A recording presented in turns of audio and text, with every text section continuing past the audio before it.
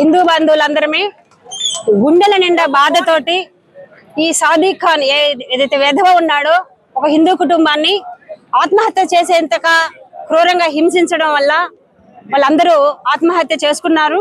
అందులో ఒక బాబు మాత్రమే ఆ కుటుంబంలో మిగలడం జరిగింది. ఇది వాడు చేసింది లవ్ జిహాద్తో పాటు మత మార్పిడి ముఖ్యంగా వాడు ఎన్నుకున్నాడు. మత మార్పిడి చేయాలని 5 మందిని క్రూరంగా హింసించడం వల్ల మేము హిందూగానే జీవిస్తాం, హిందూగానే మరణిస్తామనే వాళ్ళు అనుకొని సమాజంలో ఒక మంచి కుటుంబము సనాతన ధర్మం నుంచి దూరం అయ్యింది. దూరం చేయాలనే వాడి ఉద్దేశము. అదే చేశాడు వాడు. కానీ ఇక మీదట హిందువులమందరం కూడా జాగో హిందూ జాగో అని ఐక్యతగా ఉన్నాము.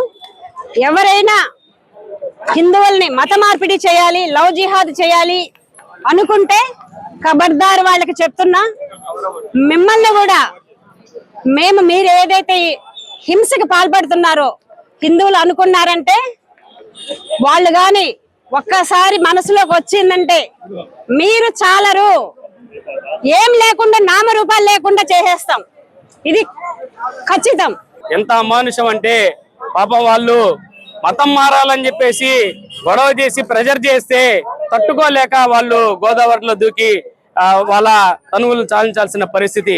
ఇదే విధంగా రాష్ట్రంలో ప్రతి చోట కూడా ఒక వర్గం దీన్నే పనిగా పెట్టుకొని లవ్ జిహాద్ ని చేస్తా ఉంది. ఈ లవ్ జిహాద్ అనే మాట నేను చెప్తున్న మాట కాదు. గతంలో కేరళ హైకోర్టు దీని గురించి చెప్పింది, లవ్ జిహాద్ అని, రొమాన్స్ జిహాద్ అని చెప్పేసి. దీని గురించి జాగ్రత్తగా ఉండాలని కూడా కేరళ హైకోర్టు చెప్పింది.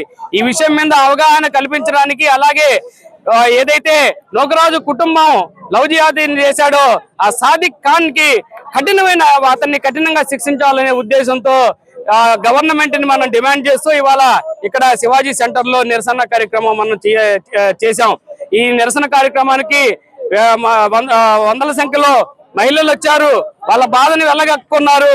వాళ్ళ తరఫున హిందూ చైతన్య వేదిక మాట్లాడింది. ఇక్కడి నుంచి మనం ఎవరికైతే లవ్ జిహాద్కి పాల్పడతారో వాళ్ళెవరూ కూడా భయపడాల్సిన అవసరం లేదని చెప్పేసి హిందూ చైతన్య వేదిక చెప్తా ఉంది. హిందూ చైతన్య వేదిక సభ్యుల్ని మీరు కలవండి. అట్లాంటి ఇబ్బందుల్లో మీరుంటే మిమ్మల్ని బయటకు తీసుకొని వచ్చే బాధ్యత మాదని కూడా హిందూ చైతన్య వేదిక తరఫున నేను చెప్తా ఉన్నా. అలాగే గవర్నమెంట్ ను కూడా మనం డిమాండ్ చేస్తా ఉన్నాం, మీరు ఒక ఫాస్ట్ ట్రాక్ కోర్టును ఏర్పాటు చేసి ఆ సాదిక్ ఖాన్ కి కఠినమైన శిక్ష విధించాలని చెప్పేసి, ఉరిశిక్ష విధించాలని చెప్పేసి కోరుతా ఉన్నాం. అలానే 12 రాష్ట్రాల్లో ఏర్పాటు చేసినటువంటి చట్టం, ఈ మత మార్పిడి నిరోధక చట్టం, బలవంతపు మత మార్పిడి నిరోధక చట్టాన్ని ఆంధ్రప్రదేశ్ లో కూడా ఈ గవర్నమెంట్ తీసుకురావాలని చెప్పేసి ఈ వేదిక నుంచి డిమాండ్ చేస్తా ఉన్నాం. అలాగే హిందూ ఆడబిడ్డలు ఎవరూ కూడా ఈ బలవంతంగా మతం మారమన్నంటే మీకు ఏదైనా ఇబ్బంది కలిగితే ఇంట్లో చెప్పుకోలేకపోతే హిందూ చైతన్య వేదిక మీకు అండగా ఉందని కూడా ఈ వేదిక నుంచి చెప్తా ఉన్నాం. Jai Shriram. Jai Shriram. Vishwasai NEET medical academy. Doctor కావాలనుకోవడం మీ ఆశయమైతే మీ ఆచరణకు ఒకే ఆలోచన విశ్వసాయి. నీట్ లో సీటే మీ లక్ష్యమైతే ఆ లక్ష్యాన్ని ఛేదించగలిగే ఒకే ఒక్క చోటు విశ్వసాయి. విద్యార్థుల ఆశయాన్ని, తల్లిదండ్రుల కలలు నిజం చేసుకోవడానికి నిజమైన మార్గమే విశ్వసాయి నీట్ మెడికల్ అకాడమీ. ఎందుకంటే స్థాపించిన సంవత్సరం నుంచి ఎందరో విద్యార్థుల్ని డాక్టర్లుగా మార్చి వారి ఆశయాన్ని చేరువ చేసిన విద్యా సంస్థ విశ్వసాయి. అనతి కాలంలోనే 1200కు పైగా మెడికల్ సీట్లు సాధించిన విశ్వసాయి చరిత్ర ఒక ఘనత.